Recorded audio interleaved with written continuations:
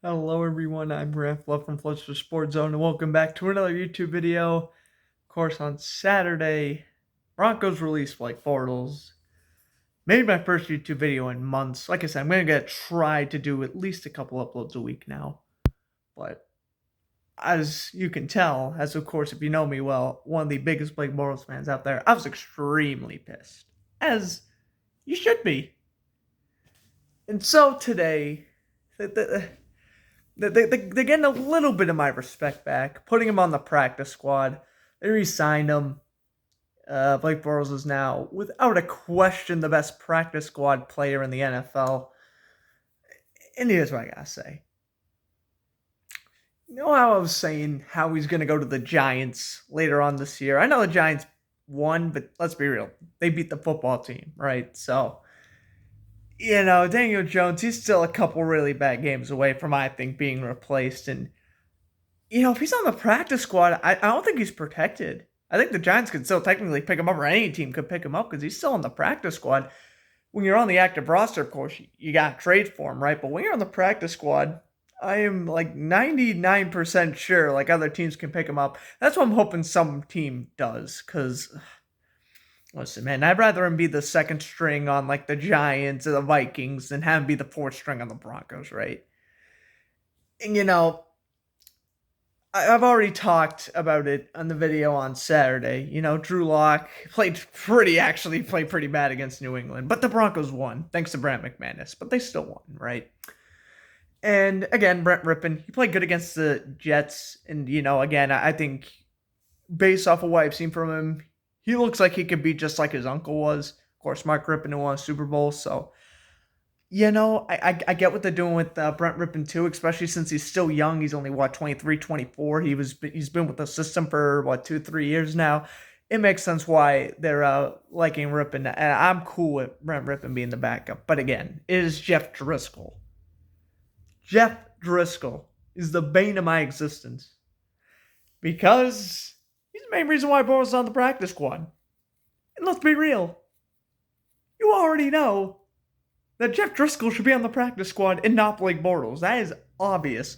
I know Driscoll's been with the team for 2, 3, 4 weeks longer.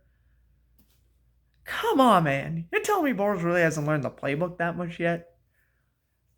That's what they must be telling me, because I get it. They wanted to release him because they wanted to bring that defensive tackle up, but then they released another dude so they could bring Bortles back, because apparently the coaching staff liked him. Which, shocker, he's been in the league for 6 years. He's getting and that should tell you something. The coaches are liking him, and they were willing to bring him back. It's ain't like a week at the most. Bump him up to the active roster. What are you doing? And if he's really playing well, put him in over Rippon. They are making no sense by this because they're like, oh, okay, yeah, sure, we'll bring him back, but he's still going to be on the practice squad. It's like, dude, have you not seen him bad Kirk Cousins play? Have you not seen him bad Matt Ryan plays? These teams who have no backups, they're going to steal him. Simply put, they're going to steal him from they're going to steal him from the practice squad. One team's going to be desperate, and they're going to do it. Because let's be real, they don't want to trade for Jameis Winston, Mark Smyer. They can be like, whatever, I got Blake Bortles right here. Just give him like $800,000. Boom, he's our backup quarterback in case, someone gets hurt or they continue to struggle.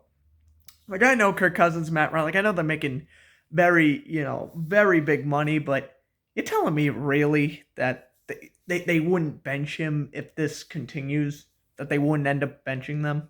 Of course, Falcons beat the Vikings yesterday, but that's besides the point. Well, maybe not Matt Ryan, but Kirk Cousins, though. Ugh, I love Kirk Cousins, too. Not as much as Bortles, obviously, but Kirk Cousins is still probably his top 6 favorite quarterbacks, probably. He's horrible this year. Honestly, I'm pretty sure I'd rather have 2018 Bortles over 2020 Kirk Cousins. It's that sad. But, it really is what it is because it's just Bortles is stuck in such a sucky situation right now. And like I said, what does Jeff Driscoll have to prove? Like, Bortles has a chip on his shoulder. This dude made an AFC Championship game. This guy threw 35 touchdowns in a season. This guy has leadership of a line. Like, this guy is a Walter Payton Man of the Year finalist. You're going to put Jeff Driscoll, a man who's only thrown 12 career touchdowns, as the third string. Driscoll played pretty mediocre. I mean, sure, he played on the Bengals and Lions, two very mediocre teams, but the Broncos are in the same boat as the Lions and Bengals were when he was there. Second, third string quarterback, he gets very limited playing time, and when he does, he's below average. I know you're saying, oh, Jeff Driscoll's your third string. Actually, isn't that bad of a third string, I'm being honest with you. It really isn't, but you take a look at the grand scheme of things, and you still have Bortles on a practice squad. It's like, huh? Because, like I said, the regular football fans out there, they always make fun of Blake Bortles, and they always refer him to that dude from The Good Place, right? But in reality, the actual Broncos fans on Twitter were like, dude, why did we release Bortles? We have Jeff Driscoll. Why didn't you just release him or bump him down in the practice squad? You see, say what you want about regular NFL fans, but even the Broncos fans were like, Bortles is better than Driscoll. In my opinion, I even think most of them are like, yo, he's better than Rippon, but again, they get why Rippon's still, the second string, and as he should be. He played good against the Jets. Granted, he threw 3 picks, but like I said, for a guy who was on the practice squad 2 weeks prior to that game, he played good. And again, I ain't gonna hate on Brent Rippon. I'm not, because I've liked him for the past couple years, ever since the Broncos picked him up. He's honestly been one of my favorite quarterbacks too. Now, of course, no one's gonna come near Bortles, Breeze, Rodgers, Minshew. No one's gonna go near them like the quarterbacks I really love. But Rippon's still up there. I'd say he's still a top 15 quarterback. Or at least my favorite. It's obviously not top 15 in the league. That's just crazy talk, right? But it's just annoying because it's like, okay, he's back in the Broncos, he's on the practice squad, but it's like it's the practice squad. And he's going to get picked up in a couple weeks. Most likely. He should be.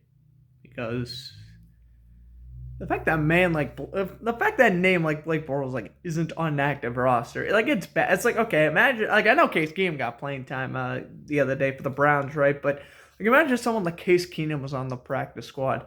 What if someone like Marcus Mariota was on the practice squad? What if someone like Tyrod Taylor was on the practice squad? You get my point, right? They're all one of the best, if not the best, backups in the league. And like I said, I'd even take Bortles over a couple starters. The only one I didn't mention, I'd even take Taylor and Mariota over a couple starters. The only one I didn't mention that I wouldn't take over an actual star right now is Case Keenum. Other than that, Bortles, Mariota, Winston, Taylor, I'm taking all those guys over, guys like Kyle Allen, maybe Daniel Jones, Joe Flacco, and, he's playing for that. Flacco's another one.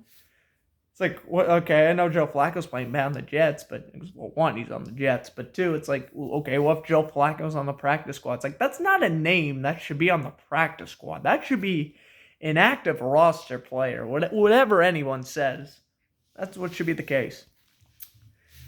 And apparently, they like the coaching. They like coaching him. I heard Bortles is a very, very humble guy who's willing to learn a bunch of stuff. I mean, considering he put up with Gus Bradley and Doug Marrone's crap for 4 years.